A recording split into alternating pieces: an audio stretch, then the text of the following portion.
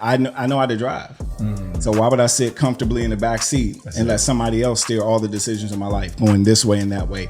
I know which way I want to go, but I'm going to sit back here and I'm going to let somebody else take me where they want me to go that's going to benefit them. Wow. If you're a go-getter, faith-driven, and family-focused, and need to break through to your next level, this is the podcast for you.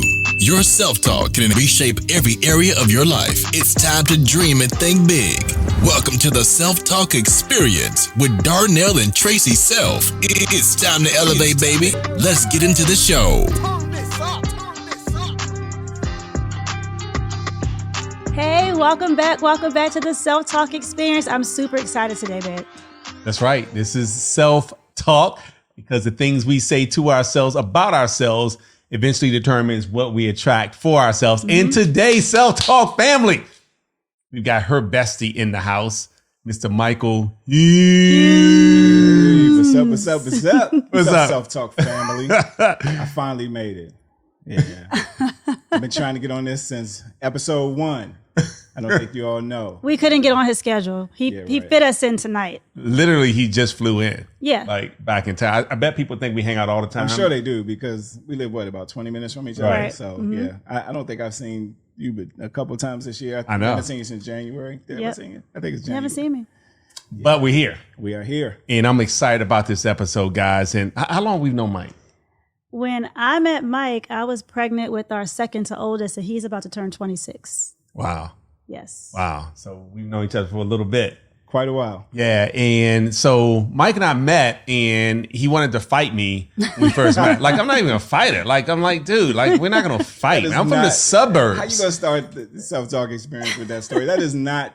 Because I need to know, like, what did you say to yourself to evolve from that person to who you are today? People need to know, man, that you can't, like, dude, like, can we be friends? Well, I'm not a fighter. I'm a lover. I'm a dancer. What happened? What was the story? What was the story? What happened? Because I sold your mom a water filter and you thought I was trying to like get over on your mom. Okay. And so your mom was like, you got to meet this nice guy. And you were like, oh yeah, I want to meet him. All right. I'm going to get your money back and the money he had in his pocket. Is that true? That is. Yes. That's exactly. But I've changed because of self-talk. I grew. You have. You're a totally different person now. You are. I can vouch for you. I appreciate it. You're totally different than you were a couple weeks ago, actually. But we won't go there. See. Yeah. So listen, guys, today, all jokes aside, this man has gone from delivering mail in Georgetown as a mail carrier to multi-millionaire, but more importantly, I've witnessed, and here's the reason why I feel like this is so special for us, because we've had an opportunity to witness you go from your mail uniform to a place where you've empowered and equipped so many other people to win and become the best versions of themselves. And that's what this is all about. It's like somebody watching this now, it's like, man, I want to become a better version of me. Absolutely. So not only did you pull yourself out of a place to a new place, but you brought other people with you. And so we want to talk to you about that. No, it's exciting to be here. And quite frankly, you guys were a part of me, that whole transformation. So you say you witnessed it. You all held my hand throughout that entire process. So, wow. More than half of my life, we've been friends and best friends and, built businesses and a nonprofit and have done so many things, not just philanthropically, but empowered so many people. So you have seen, and more importantly, helped me get out of that postal uniform to get to and go to a new place. Yeah, one thing, I was tired of the stories about you running from dogs in Georgetown. So I'm like, everybody had dogs in Georgetown. Like, if you know Georgetown or Washington, D.C., everybody had a dog. Like, the dogs had dogs in Georgetown. Like, everybody had a dog. So yeah, it was a scary, scary thing.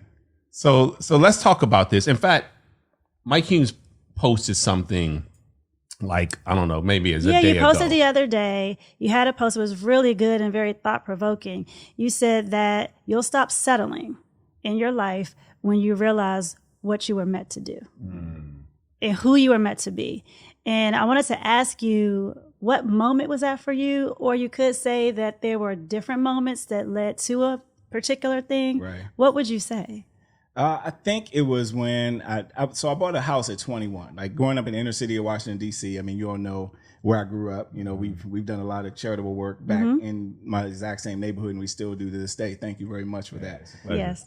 But growing up where I grew up, you know, my goal was just to buy a house, right? Well, first my goal was to live to be 17, if I could be 100% honest with you. Wow.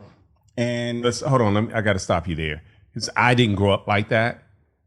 What happens when you just say, I just want to live to 17? I had a lot of friends who didn't live to 17. So that was the first goal. You know, my mom's goal was, I just want to see you graduate from high school. So with that being your mom actually said that to you? She just said, if I can just live, but she had gone through some health challenges and things of that nature. She said, baby, if I could just live to see you graduate high school. Wow. So, you know, that was her cap, you know, her limiting belief at that point. Obviously she's still around, doing all the things that she does. But that was it. It was just to be able to get to that point. And I knew that I was designed for more, or I couldn't settle for more, when I took that goal to another level. It was to buy a house at 21, which was, I don't even know how I came up with that. But I started working at the post office at 21. And within that first year, the goal was to get a house. And I was able to accomplish that goal. Wow. Here's when I knew I was designed for more, though, because that wasn't enough, right? Making a great income for someone 21 years of age, no longer in the environment where I grew up, having enough, more than enough, where I could take care of myself and give a little bit. And I knew it was more. I knew I wanted more. How did you know? Because you were exposed to another group of people? Is that what caused you to say, you know what, this is not enough? Because at 21, you owning your own house. I would think the people that you're around at 21, you're thinking, man, I'm doing it. Unless you were connected to some people who had accomplished more. Right. Well, I mean, working at the post office, one thing I'll say about it, and I love that career. I love the job, you know, that I held there, because I was in a building with 400 other people. So I had so many examples of other people. So I knew what was waiting for me when I got to 35, 45, 65, right? And I didn't like it. And also, was it inspirational for you, because Georgetown is a nice area? Absolutely. So you're delivering mail to these beautiful homes, and you may see people out during the day when maybe you're thinking, why aren't you at work? Absolutely. Because they're entrepreneurs and they're building businesses. So that you think that resonated with you? That is 100% what it was, because I was so used to, I thought they were going to put me back in the hood where I was going to have to negotiate you know, how to get these checks delivered and not, you know, fall for the pigeon drop or something like that. True story. But it was because of that. You're absolutely right. And it was a part of DC that I didn't know existed. I knew where the main strip, I knew 14th Street, I knew, you know, Wisconsin, M Street. I knew all of those areas where we would shop, but I had no idea Mount Vernon College or all these different streets and huge neighborhoods. But at the time, that was your world. Right. That's all you knew. And every single day, 10, 12 hours a day, I saw people who had checks being delivered to them on a daily basis. I had bills coming in every day. These people had checks coming in every day, and more than half of them would be home and I would deliver the mail. Right. Wow. Right. So it definitely built my dream space, and I knew that there was more. And they would converse with me in a way as if I wasn't just the mailman, you know. So some of the conversations really opened me up to think that there was more out there for me. Wow. You know what's so crazy is that, so you go from an environment where you're like, man, if I can just live, to an environment where you're like, people live like this. Right. So I often say exposure gives you an opportunity to see what you couldn't see without that exposure. Right. Like sometimes you're like, man, I don't understand why people don't want more. It's because they've never been exposed to know that more exists and that it can exist for them. Right. I never forget, man, when Tracy and I worked at the mall, Christmas Eve, I counted out $60,000 in cash. And at that moment, it hit me that, hold on, I'm counting out $60,000 in cash. And how much did you make a year at that time? $40,000. Wow. So I realized somebody just made $60,000, at least in revenues, right? Regardless of what it was profit. In a day. Yeah. And they're paying me $40,000 for the whole year. Yeah. And it hit me. I'm like. And that was your moment? Yeah, that was a moment for me. Yeah. You know what I mean? Yeah. Because I didn't have to say, I heard people make $60,000 a day. I read, I counted it. Yeah. So, you know what I mean? So I knew at that moment it was possible. Yeah. And a lot of the people, as I mentioned, I deliver mail to, because I saw the lifestyle, and they didn't seem any smarter than me. They seemed like they had found a way to work smarter and not harder. And I was working hard. I mean, I was working 12 hours a day. I was, I was physically running my route every day. There was no way to get through it, right, without physically running that route. So I knew there was more out there for me. And that's when you all came along, honestly, and started to expose me to a totally different way. Yeah. Right. So I'm glad, man, you sold my mama that water filter, man. Thank you. I appreciate that. Seriously. But that your thinking, your self-talk, and it wasn't just self-talk because you were projecting it to other people like myself.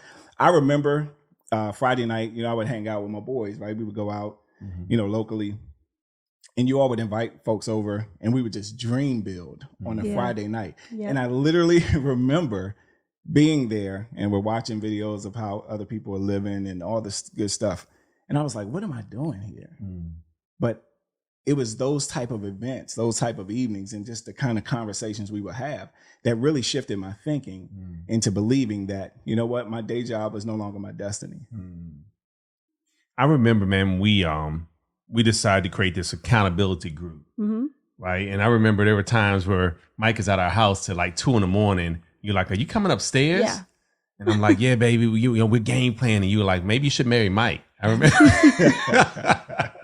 we really, we spent a lot of time. We spent a lot of time. I appreciate you all doing that too, because I mean, think about it. That was a big sacrifice on your household, on your family, to say, obviously, I see enough in me.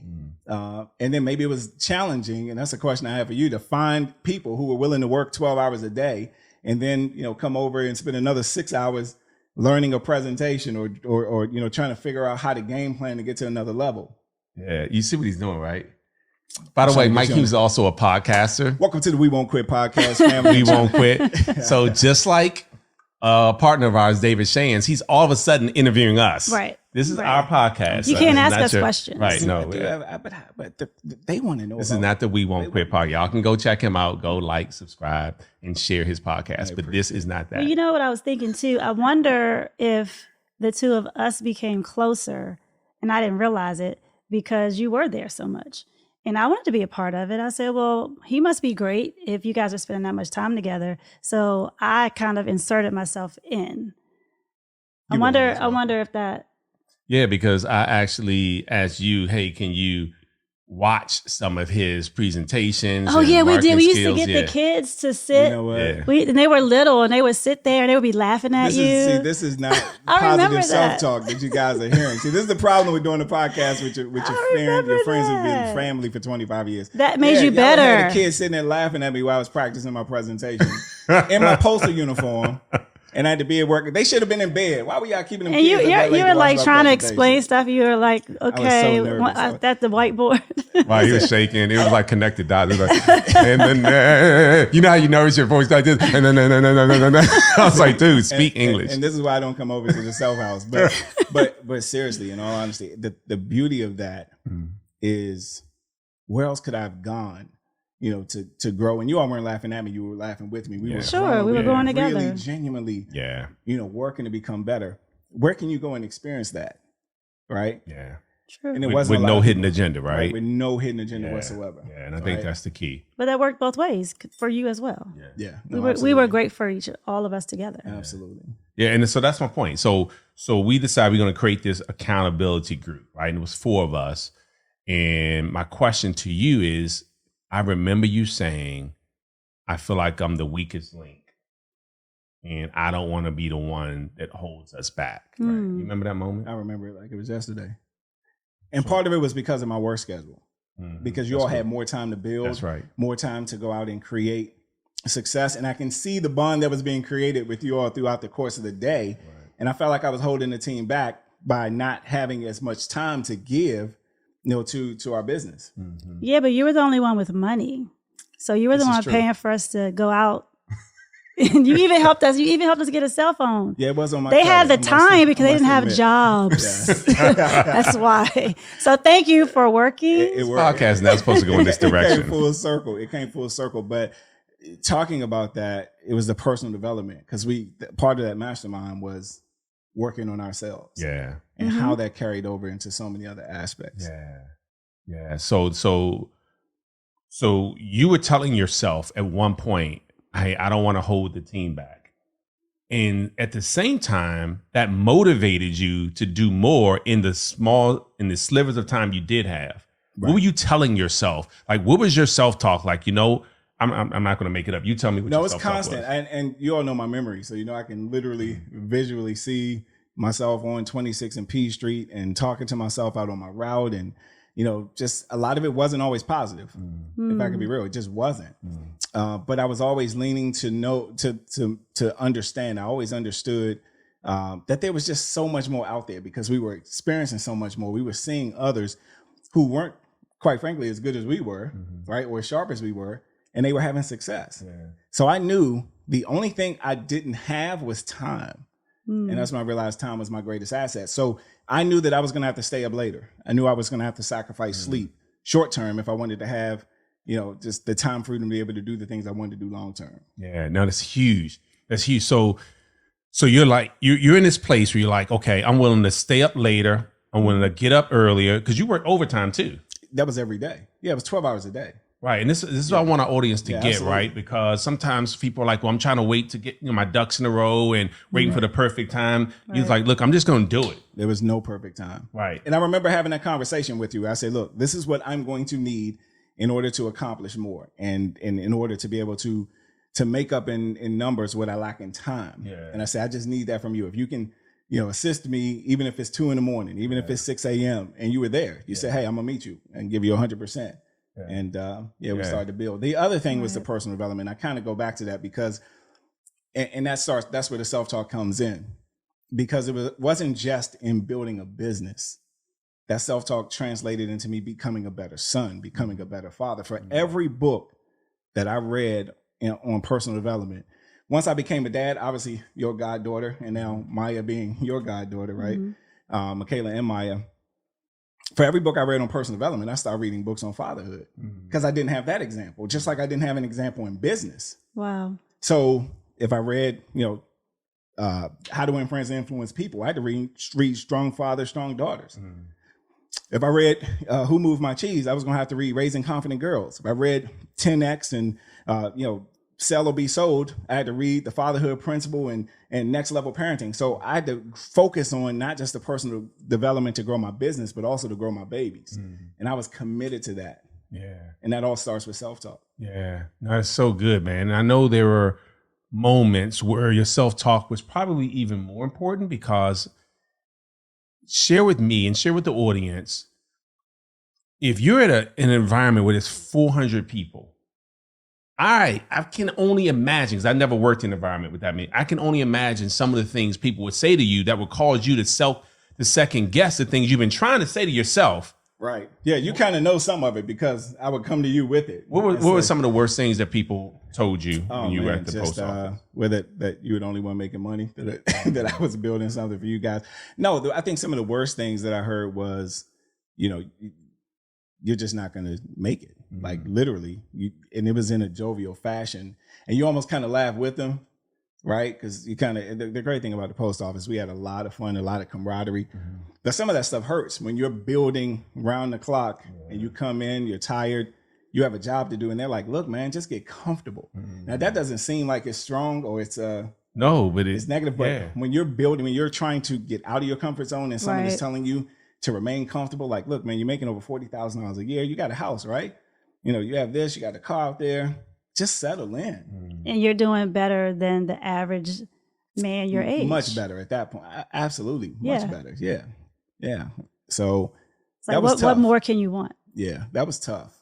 It was tough to hear that because I hadn't completely shifted to a point where I hadn't started to believe that this wasn't enough, you know? And so when you're around folks who, they have the nice car, they have the house, they didn't necessarily couldn't obtain it without working around the clock as well. Yeah. And I knew that I didn't want that. Right.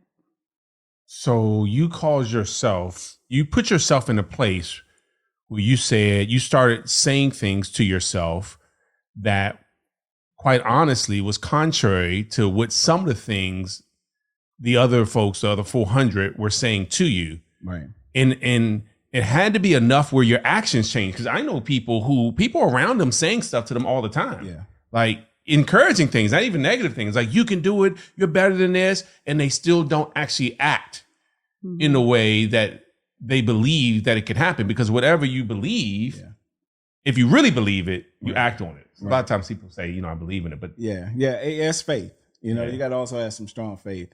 And I don't want it to the perception to be that everyone in that building was negative, because I definitely had some people in there who told me you can get out. That were rooting for somebody you. delivered this route before you were here. Somebody's going to deliver it if you're not here. That's a good point. So because I had that, and that's all I needed. I just needed a few people. I just needed, just a couple folks outside of that who led me to believe that there was more, that I could obtain. But I want to say this: my mom used her faith, because she was very religious, right, to endure situations. So that's what I saw growing up. Mama Humes was always like, God will provide, right? She used her faith to just kind of sustain and know that God will provide. And I used my faith to move forward.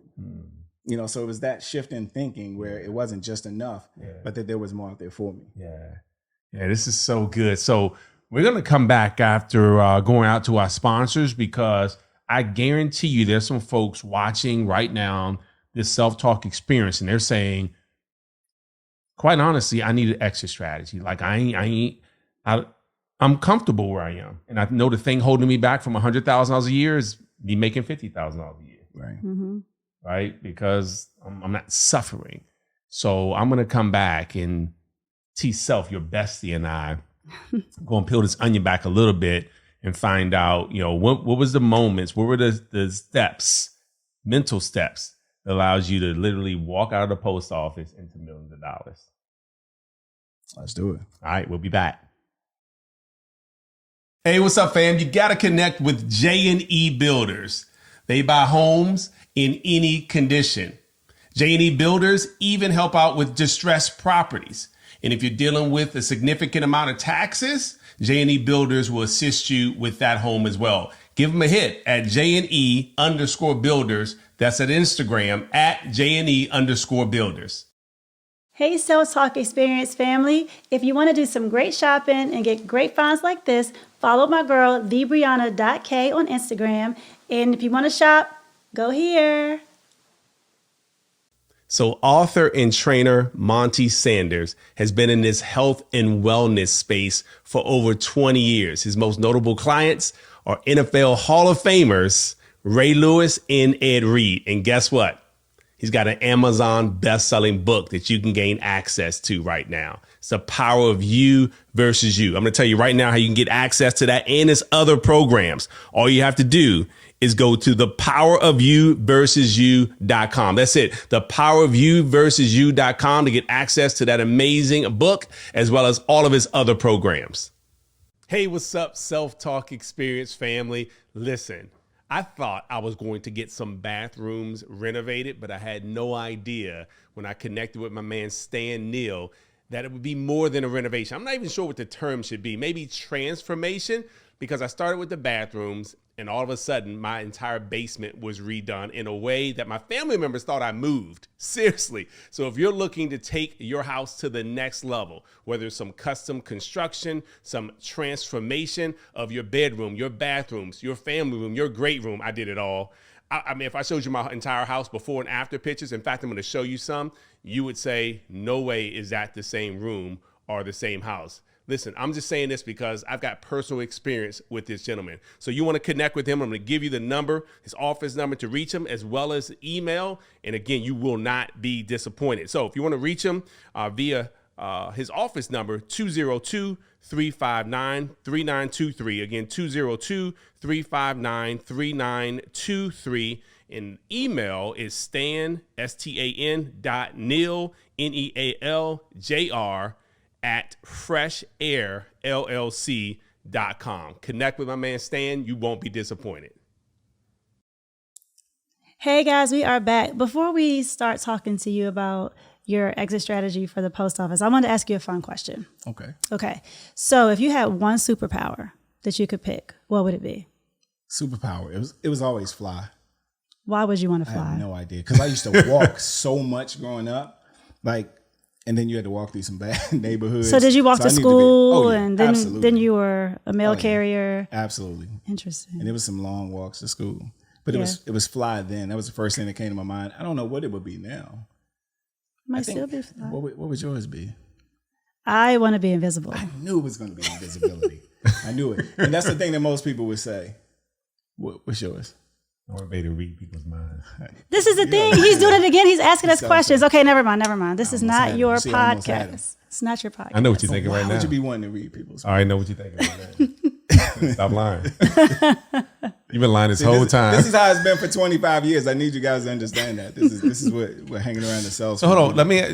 Because you wanted to fly, did you walk and deliver mail? Or did you have a mail truck? You had a truck, right? Yeah, I had a truck, but it was Georgetown, man. You know Georgetown. So you got out, you parked, hills. and It was up and down. It was old historic homes with little teeny mailboxes with dogs that are ripping it up. Like, did you legit get chased by dogs? Absolutely. Yeah, I'm not even gonna tell that story on the Selftalk experience, but yeah, no, I got chased several times, and I actually would like to hear about that little how spray. You got chased by a dog. Man, that little spray, man, was like Banaka to them dogs. Like it was like breath spray. Them dogs weren't running from that stuff, man. It was horrible. See, you had to make me go back to the post office, but I would never. All right, we're gonna get to how you walked away from the post office, but what's a memorable moment at the post office, like? While you were delivering mail, has anything crazy ever happened while you delivered mail that's appropriate to talk about? Yeah, it was a lot of memorable moments. A lot of great things that happened. How much of this is edited? But no, it was phenomenal in terms of just growing. I got a chance to really converse with some people. There's no way I would have been able to have that type of one-on-one time with them. Especially business owners, because their guard was down. So they didn't look at me as a 21-year-old from the inner city. Right. They really conversed about, you start with the weather, and you know so much about their lives because everyone knows their mailman reads their mail, right? If you don't, like we know it all. But right? But in all seriousness, that's a good point because you're looking at what they're getting. You're looking at the magazines that are coming to the house. That's interesting. And that was the first time I read Forbes, Fortune, a lot of wealth. You were reading their magazine? Oh, without a doubt. Yeah, without a doubt. I remember, true story. I remember a couple of my friends and I just taking a break, and one of them was looking through a magazine, and we're like trying to figure out if these people really made it. Are they really in this magazine? Did they really succeed to get to this point, and how did they do it, or if their stories were fictitious or this, that, and the other? And I bet people have said that about you now that you've been in magazines that have been delivered. Absolutely. Some of those same people that I opened magazines with had a chance to see myself in either one of those or similar magazines. Wow. That's amazing. That is. What an accomplishment, man. Yeah, well, I appreciate it. It's from association. I can't really take credit for it. It's really based on association because there's no way I would be here if it wasn't for the fact that I started to shift the way I was thinking, but I needed to be around other people who thought the way I needed to think, right, in order for that to happen. It wasn't just going to happen. Yeah. Well, it was a combination of that, and also you definitely have to take credit for it because you work hard. So I want you to take credit for it, but I appreciate that. No, I think it, and I said no, but I mean, yes, I appreciate it. No, but in the sense of, I think if you have that work ethic, the other part is easy, right? Physically getting up at 4:00 in the morning, tricking myself, right? Writing on the refrigerator, Mike, how many mornings will you continue to get up this early to go to work for someone else? Like I saw that every single day. Knowing which light I had to catch so that I could get that 5 o'clock clock ring or 6 o'clock clock ring with my time card, like I couldn't take it anymore. And so something had to change. Physically, I knew what I could get done. But I also saw, again, what it was going to look like because I was surrounded by people who were having knee surgery, surrounded by people who were, not their best self because they spent so much time on the job, weren't able to be the type of parents or the type of spouse that eventually I said I wanted to be. So, because you were in your 20s, but you were watching your fellow employees that were 30, that were 40, that were 50, that had been at the post office for 10, 15, 20 years. Absolutely. And you didn't want to be that person. Not at all. Yeah, but here's the thing, man. I mean, there's a lot of folks who saw the same thing. They saw people in their 30s, 40s, and 50s when they were in their 20s. They also delivered to mansions and had conversations with folks and had that exposure. What separates you? Like, because there are folks right now, like, dude, quite honestly, I don't like what I'm doing. Right? So what separates you from someone else who says, I actually don't want to live like this for the rest of my life. But you do. You say, you know what? I'm gonna take the chance. I'm gonna give it a shot. I'm gonna count on me. I'm gonna get up at 4 a.m. for me because I got up at 4 a.m. for somebody else. I made the decision, but then I acted on the decision. So many people made the decision. So many people saw it just like you just said it, and they said, that's not going to be me. There's no way that I'm going to be passing out smiley faces at Walmart. There's no way I'm going to be that person that's going to be working the fry machine at this age. Like we can be condescending and look down on someone for where they are and say, there's no way that's going to be me. And just one decision away, that could absolutely be you. So it forced me to stop looking at people. I never really did, but even in a jovial sense, right? To just make a joke of someone who is in that situation, because I know how life can happen. We all do. Yeah. That just one decision, different, and everything is different. Wow. So it wasn't just a decision. It was acting on it. Yeah. That's good, because right now I'm reading Will Smith's book, and he talks about that, and he talks about being committed. And no one has to commit to do easy things. No one has to commit. I'm going to commit to y'all right now. I'm going to eat all my dessert. Right. I'm going to commit to y'all right now that I'm not going to wake up early tomorrow. You don't have to commit to do easy things, right? Good. So for you committed to do the hard thing. Right.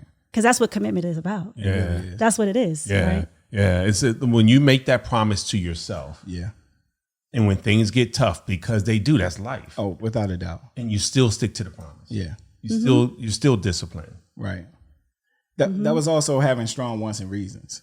You know. Talk about that. I mean, that was it. Like, the tattoo on my arm is your goddaughter. It says my why, right? This is a picture of my daughter. That drove me. Seeing my mom work 32 years for the electric company to retire, right? And start living out of her savings.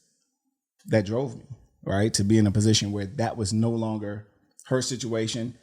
But then to a point where once it wasn't her situation, because I was in a position where I could help, where I could start to help others. Well, we really, could start to help and free thousands of families. Yeah. And that's really what it's about. How does that feel to have freed tens of thousands of families?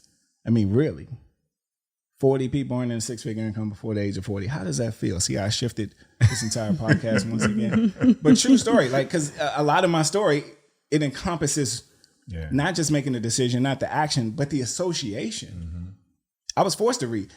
Why don't you tell the people about when you called me at the beginning of a year? And I had a goal, man. I was like, I'm going to read 3 books. I think I'm going to read 2 to 3 books every single month. That's going to be a challenge, because we had a book in a month. Right. What did you call and tell me? That I was reading a book a week. Right. And you asked me, what's up, bro? That's 1 book a week. Let's do it. And I said, why? I don't need to read a book. I was making great income. I made, millions in my 30s. I made more than 5 million by the age of 40. Well, bro, why I got to read a book a week? And what'd you do? I don't remember what you hung up on me, man. You like, I'm gonna find somebody else who want to read. You non-reader, like you said more than that, but I would keep the nice version. But that is what I needed, like those type of challenges, those type of associations, to say this is not enough, because we haven't helped enough people. It was more than just me, was key, And I think you all have been responsible for that, not just for myself, but for countless people. Were you hesitant when it came to walking away from a secure job? You know what I mean? Because growing up, again, you were like, oh, I'm 21. I got my own house. I got my own car. I'm doing well. I'm sure your mom was like, I'm so proud of you, baby. Right. And here you are now like, no, this is not quite enough. And now you're walking away from what most people would deem as security to go into entrepreneurship. So let's talk about that for a second, because what was that moment like where you finally made the decision, and what caused you to make the decision that, I'm going out on my own? So I remember making the decision of just knowing. I went to an event and I knew that I was going to get suspended 2 weeks without pay for going to this event, right? Because your supervisor didn't want you to go? The supervisor said, look, if you take off to go to build that little fundraiser thing, I'm suspending you 2 weeks without pay. And there was no way I was going to be able to pay the mortgage. Like, I could have hid the car, right? You can hide the car. You can't hide the house, right? Right. I had to pay the mortgage, right? It wasn't a mobile home at the time. So, so I just remember knowing at that moment that there was no turning back. So yeah. Were you afraid in that moment, or were you confident in that That's moment? a great question. I was both. I was definitely nervous. I was definitely had some fear, but that fear drove me. Like it was That's just, what. it was, Yeah. it was just something about just knowing that I was no longer the person I was prior to getting that information. And that was the key. It was like once I started to work on myself through personal development, once you start to go to events and you get more information, it can never be taken back. Exactly. Like I had it, right? Malcolm X said his alma mater was books. And as a fifth year sophomore, I kind of felt the same, right? It was like I was getting all this information, this knowledge, and now all I had to do was go out and apply it. Yeah. And most people just weren't applying it. Yeah. So, but the fear was definitely there. But it also drove me. Right. It also drove me. Yeah. And I often see that, right? Or fear can either hold someone back and they're like, I'm not going to do it. I'm not going to do it. Or fear drives someone and it's like, I'm scared, but I'm going to do it anyway. I'm going to do it ugly. I'm going to do it now. I don't really know all the answers. I can't see step 10 yet, but I know I got to take step 1 to see step 2 and then 2 to see step 3. And I feel like that's your life, man. Like you said, your faith calls you to say, I don't really know what next year looks like. I have a vision of what it could look like, but I'm gonna go ahead and take step 1 now, because this week will lead me to next week, which will lead me to next month, which will lead me to next year. Right. And I feel like that's, watching you, man, you have done such an amazing job at helping people to say, I tell you what, take my hand and let's at least take one step together. And it's caused people to trust you and to trust themselves. Because that's what a big deal. People don't trust themselves. And you at some point had to say, I've been trusting someone else to tell me my worth all this time. They told me I was worth 40,000. Now I'm going to trust me that I'm actually worth more than what someone else is telling me that I'm worth. I'm for the first time going to determine my worth. Right. And that means you have to see yourself as worthy and valuable more so than what someone else has said for years up until that point. What your value was. Spot on. That's it. I know how to drive. So why would I sit comfortably in the back seat let somebody else steer all the decisions of my life, going this way and that way? I know which way I want to go, but I'm going to sit back here and I'm going to let somebody else take me where they want me to go that's going to benefit them. Wow. So that was it. There was no way that I could live with myself and do that.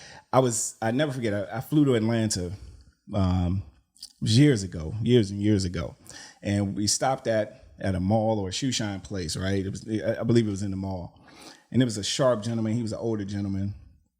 He was giving us a shoe shine, and I mean, he had so much wisdom, and he knew the industry. He knew a lot of just super successful people within our field. And I mean, he was quoting everything, right? He was just, you could tell he had a ton of wisdom in him. Right. And my buddy who was there with me, he said, man, can I ask you a question? Like, man, you're one of the most articulate people I've ever met. He said, can I ask you a question? Is this all you do? Or like, how'd you get here? If not to be offensive. And the gentleman said, let me tell you something. Whatever you young men do, because I was in my 20s, he said, whatever you do, don't live inside of your comfort zone too long. He said, I'm in my 70s. And at the last family gathering, I gathered my wife, my kids, my grandkids, and my great-grandkids together. And I apologized to him. I said, apologize to him for what? He said, I apologize to him for living in my comfort zone too long. And I've affected generation after generation. He said, don't let that be you. Never forget it. Wow. That's deep. Wow. That's deep, man. So let's move in this direction real quickly before you get back on the flight again. So you're at a place now where you've had a lot of success in life. We've started a nonprofit, and you've helped a lot of other people to succeed.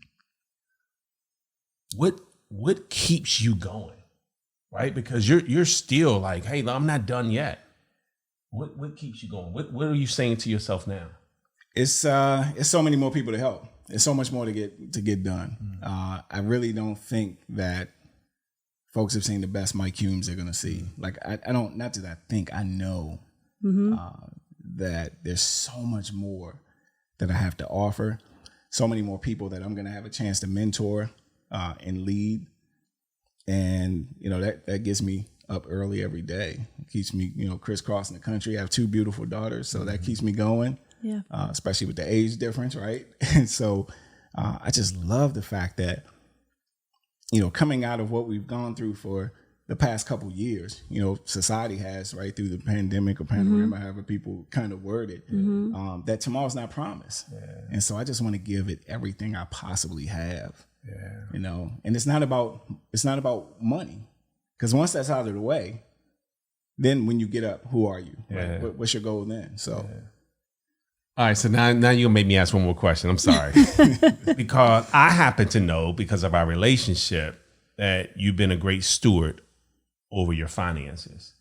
And you could be driving a Lamborghini right now. You could be taking trips around the world.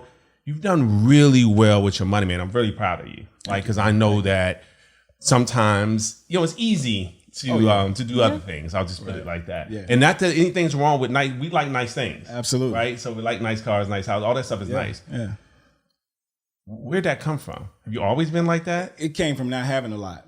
And when you start working at 13 to help supplement the income for your family, once I started to do those things, it forced me to say that I just never knew if it was going to always be there. So I always tried to live as if it wasn't. Now, the cars I've had, where I shop. Oh, we spent money exactly. On a night in Miami. And part of that is y'all fault, because I started to hang with these two and started to spend money. And then, of course, you also know how many different countries we've been blessed to go to, and traveling and things of that nature. I mean, who not too many brothers typically go out on the Serengeti, right? To Tanzania and Kenya to go out and watch the migration and things like we were blessed to be able to do just within 2 weeks' notice to say, hey, all right, let's go there. Yeah. I would never forget, I was in Disney World with KK, with my oldest, when you called and said, hey, you want to go watch the Great Migration? I was like, when? It was like in 2 weeks. Bet, let's do it. We had to help get our shots. Exactly, man. So we've had some amazing experiences. But to that end, I always knew how important it was to be able to never live above my means. And to be able to live off of. I mean, we had some of the same mentors, late great Paul J. Meyer, whose income continued to grow, like 20, 30, 40 million for like 20 years straight. Yeah. And so to be in a position where we learn from folks who lived off of 10 to 15% of their income, it just made sense, to be able to do that. Yeah. And I think sometimes, especially in our community, people feel like they have to prove to other people that they've made it by the trappings. Right. You know what I mean? And because you and I and your bestie here have learned so much about generational wealth. Right. It's bigger than just us. It's about, can we draw that line in the sand and create wealth for our children's children? Yeah. Yeah. And on top of that, I mean, just think about it. For what we would spend to buy a new car, instead we are able to provide toys every single year. Right, for elementary school. And you've been there, right? We've heard the kids say, I say you've been there, you all are there every year, right? Because it's a nonprofit we co-founded. But you've heard the kids when they say, wow, this is all I wanted and my mom couldn't afford it. Or the person who's gone through the life situation whether it was an abusive situation or a fire or, it's always things that are happening. And we've been able to, provide for those families, man, without anybody knowing that we do it. The folks that we still are blessed to be able to assist. So, I love it. I love it. Yeah. Thank you, man. I appreciate that. And, the inspiration you provide for others is unquantifiable, right? Because Absolutely. I know there's a ripple effect, right? So there's lives that you've touched that you'll never hear about. And so we just want to say thank you, man, because we get an opportunity as we travel to hear your name come up in rooms that you're not present in, which makes us smile. Yeah. So so let's just keep doing what you're doing, man. And even when it doesn't make us smile, I always have your back. I know you will. Sometimes your name comes up and we're like, I don't know him. You know what? I heard of him before. Thanks for always having my back, whether I was right or wrong. Right? Hey, we appreciate your self-talk, man, and thanks for your inspiration, honestly, and causing other people to shift the stories they tell themselves about themselves, because we know that again eventually determines what they attract for themselves. Absolutely. Thanks for being here on the Self Talk Pleasure. Experience. Thank you for having Will me. you come back? You know I will. Okay. Absolutely. All right. Make sure y'all check out Mike Humes on the We Won't Quit podcast. Thank you for listening to the Self-Talk Podcast with Darnell and Tracy Self. We hope you enjoyed. Be sure to rate and review this podcast on your favorite podcast listening platform. And we'll see you next time. And remember, talk good to yourself.